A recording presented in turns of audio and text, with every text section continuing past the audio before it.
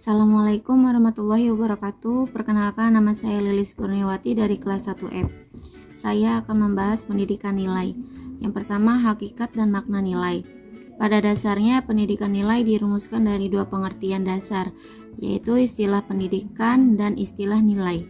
Definisi pendidikan nilai pun beragam, tergantung pada tekanan dan rumusan yang diberikan kepada kedua istilah itu sendiri. Pembahasan nilai pada dasarnya merupakan kajian filsafat, khususnya bidang filsafat yang disebut aksiologi. Menurut Daraji Darmodiharjo mengatakan bahwa nilai adalah kualitas atau keadaan sesuatu yang bermanfaat bagi manusia, baik lahir maupun batin. Nilai itu selalu dihadapi oleh manusia dalam kehidupan kesehariannya.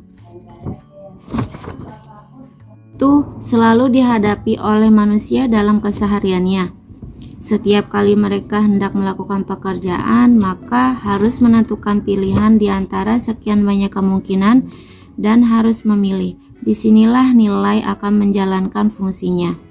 Hakikat dan makna nilai menurut Max Scheler adalah berupa norma, etika, peraturan, undang-undang, adat kebiasaan, aturan agama, dan rujukan lainnya yang memiliki harga dan dirasakan berharga bagi seseorang.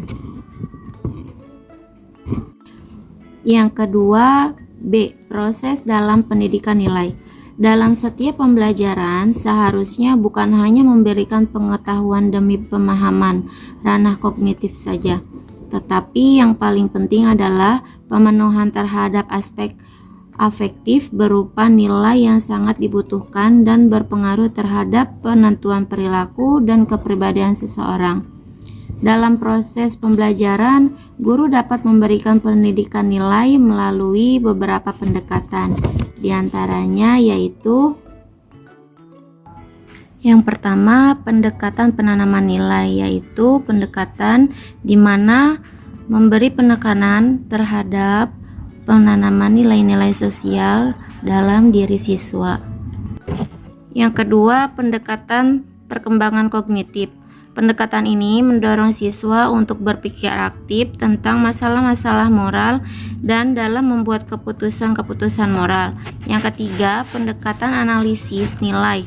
Pendekatan ini menekankan pada perkembangan kemampuan siswa untuk berpikir logis. Dan yang keempat, pendekatan klarifikasi siswa.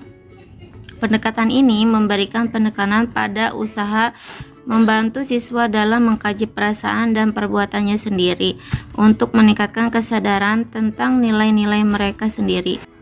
5. Pendekatan pembelajaran berbuat. Pendekatan ini memberikan kesempatan pada siswa untuk melakukan perbuatan moral secara perseorangan ataupun secara bersama dalam suatu kelompok.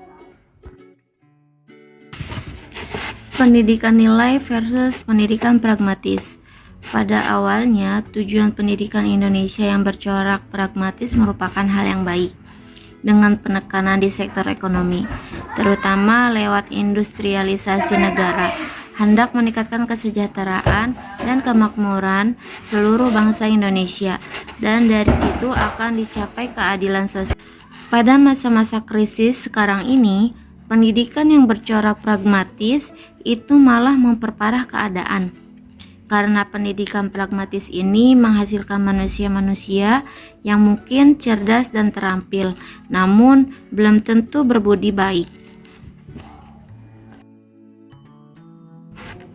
Problem yang bisa dijadikan indikator mulai dari masalah sosial, politik, rasial, lingkungan hidup, ketakwaan, susila, rasa kebangsaan, dan banyak lagi.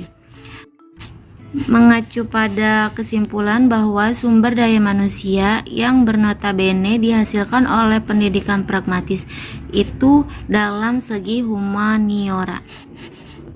Paulo Freire mengatakan pendidikan itu memanusiakan manusia. Ini berarti pendidikan adalah membumikan nilai yang mengarah pada kemanusiaan. Sistem pendidikan di Indonesia saat ini telah kehilangan makna dan nilai. Hal itu karena pelaku pendidik saat ini lebih meningkatkan unsur skill bukan knowledge. Dari mereka hanya memberi pelajaran, misalnya bagaimana berdagang dengan baik tanpa dibekali pengetahuan. Bagaimana menghadapi orang-orang yang berdagang di luar pasar ataupun menghadapi penduduk yang memenuhi daerah terlarang. Yang ketiga, pendidikan nilai di Indonesia. Pendidikan merupakan sebuah proses pembangunan kerangka berpikir manusia sejak ia berada di permukaan bumi. Undang-Undang Dasar Negeri ini telah mengamanatkan agar pendidikan merupakan salah satu hak dasar yang harus diterima oleh warganya. Padahal yang penting adalah wisdom atau kearifan. Misalnya, kalau saya mengambil keputusan ini, dampak jangka panjangnya apa? Landasan moralnya apa? Jadi, kondisi kekinian dunia pendidikan di negeri ini mengiris keyakinan. Proses-proses pendidikan yang terbangun adalah sebuah ruang terbatas bagi pencipta mesin-mesin atau robot. Pekerja yang hanya memiliki kemampuan berpikir statis bukan pada proses penciptaan manusia, pemikir yang sangat diperlukan untuk kelangsungan hidup di Indonesia.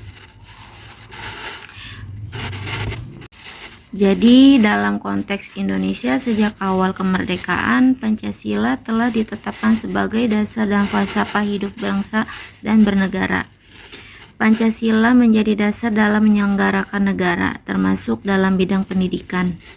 Dalam bidang pendidikan, butir-butir Pancasila pun tercantum dalam pembukaan Undang-Undang 45, menggambarkan bahwa nilai-nilai yang terkandung di dalamnya harus menjadi pedoman dalam kehidupan bangsa Indonesia.